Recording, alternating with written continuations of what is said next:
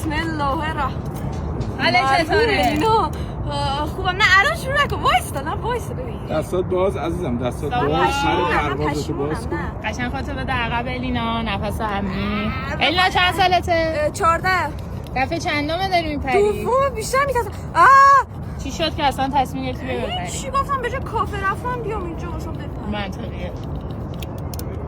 دفعه اول چه حسی داشتی؟ دفعه اول کمتر میترسیدم. کاتر الان نه به خدا بیام، من میخوام از جلو بپرم. ولش کن. تو اونجا نه ولش کن. نه جدی میگم.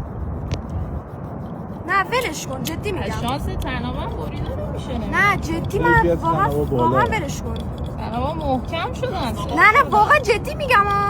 دستاتو نه واقعا تو رو دست خدا باز کن، امکان داره کاتر بگیره با دست. نه بیا بریم بالا. دستتو باز. دست باز. پر پرواز. فکر کن کبوتر چایی. آسمونه اون. آهنگ چی بود؟ چیز. پر پرواز. نه بیا ولش کن. نه جدی میخوام من پشیمونم. نه دستتو باز کن، دستتو نیار جلوی چیز. ببین اون دوربین رو دستتو نگاه کن. به اون ببین داره دوربین نگاه میگیره. ولش کن. دیالوگتو بهش بگو. چشام ببندم. نه حیفه. دختر شجاع. اون چیه اونجا؟